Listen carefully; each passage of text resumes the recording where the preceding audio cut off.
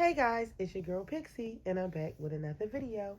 If you guys are new to the channel, welcome to Pixie's World. If you guys are not new, welcome back.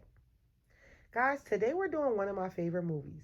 The glitz, the glam, the drama, the fashion, the fights, the glitter, the dance, and what goes on behind the curtains. Lights, cameras, action. Critics dragged it, industry turned its back in 1995, but 30 years later we see it different. Today's movie is Showgirls, starring Elizabeth Berkley. You may recognize our main character by her previous role as Jessica Spano in the TV show Saved by the Bell. Unfortunately, this movie ruined her career, but 30 years later, was all that necessary? We are now living in a world where more things are open and acceptable. The movie, once labeled cheesy and campy, is now a cult classic. The theatrics, the visuals. Was this movie ahead of its time? This movie reveals the realities of strippers, showgirls, sex workers, pinups, etc. The cutthroat industry, what goes on behind the curtains, the jealousy, the lies, the tension, the reality that pretty hurts when in a male dominated industry, and what it takes to remain at the top because there's always somebody in the cut more hungrier. We meet Nomi James hitchhiking a ride to Vegas. A guy stops and Nomi is a little unsure, but she gets in, letting the guy know she's prepared if things go left. After a while, Jeff builds a little trust. They arrive at Vegas casino and head in, with Nomi leaving her belongings in the car. Things go well at first. Jeff even gives Nomi money to gamble. She wins a few coins, but does what most people do. Keeps tapping, thinking she'll hit again, and goes back to zero. Nomi realizes that she hasn't seen Jeff in a while. Nomi rushes out of the casino and Jeff is gone off with her belongings. Now Nomi is in a new city with nothing. She's pissed, banging on a random car door. We meet Molly, and she's the owner of the car that Nomi is banging on. Molly attempts to stop her and they get into a scuffle. Nomi, all frazzled, runs off into the street and Molly saves him from almost getting hit. Later, Molly buys Nomi a bite to eat. Molly asks Nomi a few questions. Where she's from, any family, where she's staying. Nomi obviously is trying to avoid the questions and answers everything short. Nomi is in a bind. Molly offers her a place to stay and asks if she's a hooker. Hold on to this. As we fast forward a couple months, Nomi and Molly are the best of friends and are living together. Molly suggests Nomi come to her job to peep the scene and to show off her nails. Nomi is really good at doing her own nail designs. Molly works as a seamstress at a popular review at the store desk, and Nomi wants to be a dancer. Once at the store desk, Nomi is intrigued, amazed, and excited. The glitz, glamour, and drama backstage as the two girls get into it, Annie and Julie. Their beef intensifies and is ongoing throughout the film. After the show, we meet Crystal Connors, the star, as paparazzi surround her and drool all over her. Nomi watches in admiration as Crystal barely even notices her. Later, Crystal calls Molly into the room for a fitting and she brings along Nomi. Molly introduces Crystal to Nomi. Crystal is intrigued and wants to know where Nomi works. When Nomi reveals she works at the strip club called the Cheetah, Crystal throws shade and says if she works at the Cheetah, she's sure not dancing. This triggers and pisses off Nomi. Nomi cusses her out, rushes off, and Molly chases after her, lecturing her about cutting up at her workplace.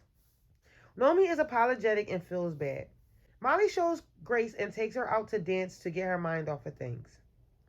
Nomi is on the dance floor, and here's where we meet James.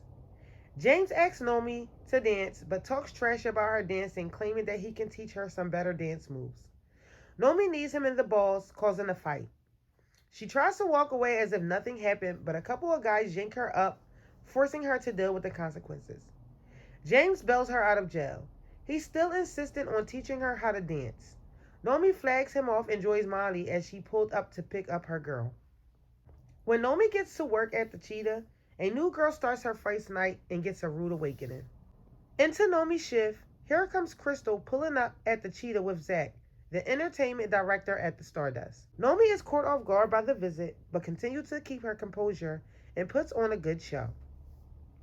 James stops by the cheetah to check out Nomi. Crystal is trying to initiate buying a private dance for Zach, but Nomi isn't having it. Her boss Al hears what's going on and souls her out when he caught wind of $500 being spent. Nomi takes Zach and Crystal into the private room and the dance is spectacular with a happy ending. While this is going on, James is being a creep and spying on Nomi. The next morning, James stops by Nomi's place to lecture her and give her a piece of his mind. Later, Molly and Nomi celebrate Molly passing her class and go to the mall. While there, Nomi sees a dress that she loves displayed in the window. Molly offers to sew one just like it for her. Since Nomi has some extra cash, she decides to splurge. Vegas is getting to Nomi. While there, Molly spots a poster of her favorite singer, Andrew Carver, her fake husband who will be coming to town. Molly is thrilled. Later that night, while Molly is working, a scout from the Stardust pays her a visit. He tells her about the upcoming audition and says she should show up. Nomi shows up to the audition and meets Tony, the director. He teases her and calls her Pollyanna. Hold on to that. Tony was an A, blunt and extremely critical. Regardless, Nomi put on her A game and nails the routine. She makes it to the next round. To Nomi's surprise, the next round requires the girls to show off their bodies. Crystal shows up and watch the auditions and watch Nomi. Vibes get weird when they ask her to use ice to perk up her nips. Nomi's out, feeling disrespected. Humiliation rituals be real. After the audition, Nomi runs into James. He's letting her know that there's more to life than selling her body for others' entertainment. James loses another job because of Nomi and takes her to his house. He writes a dance number for her and shows her the moves. The dance routine and tension get heavy between them and it turns into an X-rated striptease. Before things get too far, Nomi tells James she's on her period and then leaves. When Nomi gets home, Molly informs her that Tony is looking for her. Nomi gets the dancer position. Al from the cheetah was not happy about the news. Nomi runs to James' house to tell him the good news, only for her to find that she's interrupting his dance session with another girl. Nomi peeps the girl's shadow in the background and immediately leaves. James, another wannabe player using the same lines on the next girl. Funny how he's talking about sex. The next day, Nomi arrives at the Stardust in her new dress that she bought from the mall. Nomi gets a compliment on her dress and tells them that she's wearing Versace. No one bothers to correct her. Gail gives Nomi a rundown of all the strict rules that it takes to stay in the show. Also working at the Stardust requires a background check. Nomi has a past that she doesn't want them to know about. She avoids this momentarily by letting them know she doesn't know her social security, but will have it later. The rehearsals are intense, but Nomi is permitted to perform that night. We get back to Julie and Annie. Once again, the two are in the dressing room with their drama. They take turns backbiting and getting back at each other. Nomi's first performance goes well. Between performances, Nomi sees flowers that were sent to her from Zach. As Nomi is leaving the Stardust, she runs into James. James is still going in about the dance number, but Nomi is over it. Zach pulls up and Nomi thanks him for the flowers in front of James. James continues to hate. Nomi has rehearsals the next day and is floating. The next day, Nomi heads to rehearsal to find that Crystal is the only one there. They chat for a bit and then Crystal invites Nomi to lunch, but not before making her smart remark that they're going down the street to eat next to Versace. Nomi knows now that it is called Versace. Yikes. When they go to order, Crystal asks Nomi what she likes, and she tells Crystal that she likes brown rice and vegetables. Crystal knows damn well Nomi is full of it. As the lunch continues, they bond over their struggle and doggy chow. Nomi sees Crystal as a reference to looking at her future in the mirror. Nomi reveals how she hated working at the Cheetah because it made her feel like a hooker. And Crystal got in her face and let her know that she is a hooker. And so is she. We take the cash, we cash the check, and we show them what they want. See, Nomi isn't feeling this theory, but Crystal enlightens her that they are exactly the same. Nomi shades Crystal and lets her have it, telling her that she will never be like her. Crystal is entertained by Nomi's denial. After lunch, they head back to Stardust and practice a dance routine. Instead, it turns into another chance for Crystal to prove her point. As the tension builds, Crystal leans in for a kiss, but before Nomi can fully lock in on the kiss, Crystal stops and comments, "See, darling, you are a whore." The dressing room drama continues between Julie and Annie. Annie cusses Julie out and torments her for having her kids backstage. The kids are offended, but Julie has a plan to make Annie pay for that. Why this woman has her kids in a room full of half naked people is beyond me. Nomi is offered a chance to represent the hotel by doing a quote unquote private gig that pays $1,000. Nomi is excited, but Molly warns her that it isn't worth it. Nomi inquires about the opportunity from another dancer, and the dancer says it's fine, so she does it anyway. Nomi learns the hard way at the event that she is being encouraged to being pimped out by the hotel. To make matters worse, Crystal is the one who recommended her. Nomi is pissed and meets with Zach about the events. Zach pretends to take up for her by confronting the guy for trying to set her up. When Nomi leaves, Zach calls him back upstairs and is basically joking with him. Good cop, bad cop BS. SMH. Females in this industry really don't be safe. Fast forward, Julie's get back is real as she throws beads on the stage in Annie's section for yelling at her kids. Annie and her partner slip on the beads, resulting in Annie breaking her leg and is now out of the show for a while.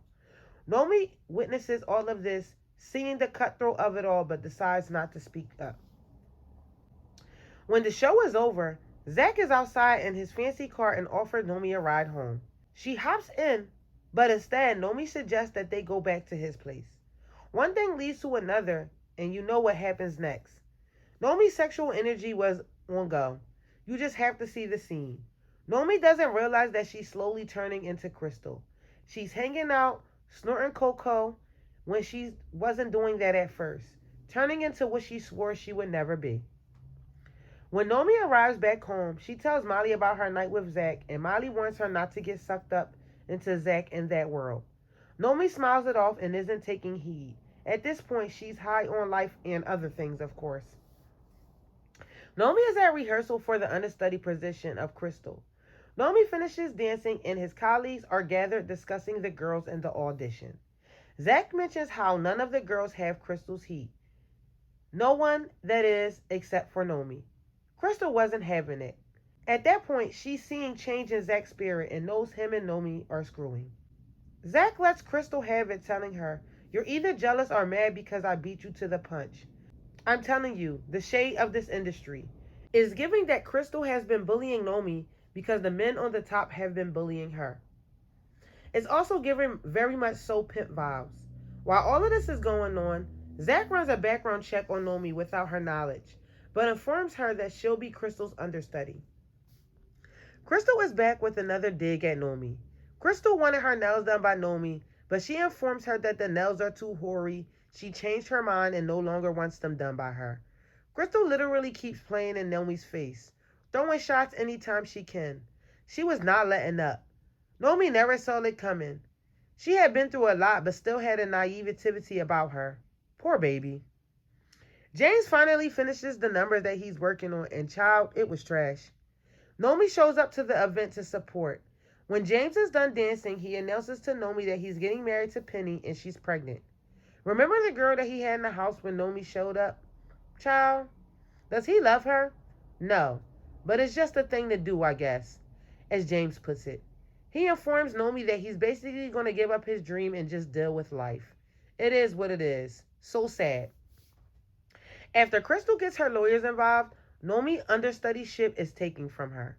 With Crystal being the bigger star, everyone else goes along with it. Now Crystal wants Nomi to do her nails again. Honey. Nomi is pissed, and by the end of the show, Nomi pulls a Julie and pushes Crystal down the steps. Honey, Crystal is down. I mean down.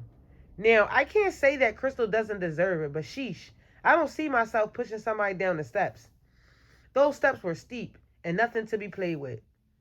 Nobody sees what happened, but Julie insists that Nomi didn't do it. Molly suspects that Nomi pushed Crystal down the steps and now isn't speaking to her. Nomi takes Crystal's place as she's hospitalized from the incident. Nomi is the new star. To get back good with Molly, Nomi invites Molly to a party where her fake quote unquote husband Andrew will be in attendance. Molly isn't feeling Nomi's attempts at first, but eventually decides to forgive her and attend the party. At the party, Julie approaches Nomi and asks her if she could be her understudy. And I feel like if Nomi knows what's best for her, she will say yes. Not only is Nomi heading for her own karma, but Julie don't play, as you see what she did to Annie. Also, she took up for her not knowing what really even happened. As the party continues, Zach introduces Nomi to Andrew Carver. Andrew is an a-hole, but Nomi still introduces him to Molly. I really wish she hadn't. Even though Molly was his biggest fan, I would have been blocking any extra conversation past the initial introduction between them. Molly and Andrew walk off to go somewhere private. While Molly thinks she's living out her dream, she's about to meet her demise. Andrew and his entourage have some evil plans for Molly. They brutally SA the poor girl. Molly makes it downstairs bloody and passed out in the middle of the party. Molly gets rushed to the hospital, and as this is going on, Zach receives the results of Nomi's background check. Nomi wants to call the cops, but Zach encourages her not to call. Nomi heads to the phone, and Zach hangs up the phone, announcing that he knows her real name and her past trouble history. Nomi's parents are dead as a result of one parent unaliving them and then unaliving themselves. She also has a ton of charges which involve soliciting sex, possession, and assault with a deadly weapon. Zach is now going to take advantage of Nomi's dark past and use it for all she's worth. Since Andrew has more pull than Nomi, the Stardust wanted to make the situation with Molly go away, and Nomi wasn't having it. Nomi goes home, does her nails, and is prepared to get into character. She's got plans for Andrew. Nomi gets real dialed up and sexy to meet Andrew and flips the switch on him and goes in on that ass. Nomi gets out of the place unscathed, even with the entourage outside of the door. Nomi returns to the hospital to let Molly know that she's took care of Andrew. Nomi knows she's had to flee, but before she leaves, she pays Miss Crystal Connors one last visit. She apologized to her, but Crystal doesn't need it. Crystal reveals that she's got her star spot the same way and that she is tired and over the showgirl life. They kiss. I mean kiss. And Nomi says goodbye. Crystal puts her hat on Nomi and Nomi hits the road. Ironically, when it's time for Nomi to hit the road and hitchhike a ride, she runs back into James, the same person who picked her up and took her to Vegas. He thought he hit another look, but surprise, surprise, time for him to catch it. Nomi opens Blade and asks him for her suitcase back as they scurry on down the road and head to a new city. The end. As we fade out of the film, Nomi's face is front and center on top of the billboard as the star of Stardust. Nomi made it. Final thoughts. Very graphic and raw. Racy, soft corn. When it was released, the film was torn apart. People hated it and messed up Elizabeth's career. She was coming off of the squeaky clean image of Jessie from Saved by the Bell. Big transition. I don't know how they labeled it as a bad movie when the movie was really amazing. Maybe ahead of its time. As someone who used to dance, this is real, and it's what goes on behind the scene and what people don't talk about. It's really not all glitz and glam. It's really a lesson for people, honestly, and people don't emphasize or pay attention to the point because this movie is really saying something. Nomi's character was a mess, but aren't we all? Trying to navigate the real world and stick to her morals. Nomi was all over the place but had great ambition. She was loving and loyal, especially with Molly. But she also was aggressive and defensive, calculated and wasn't going. She had so much range. Really great acting coming from somebody who just played a high school student. That's really crazy how they made her the bad guy and messed her career up because she really did her big one. Sexual content aside. Nomi tried to outrun her past, only to fall into another version of it. She wanted to leave that life behind, but everywhere she turned, she would still be commodified. First Cheetah, then Stardust. Same expectation, but with better lighting and costumes.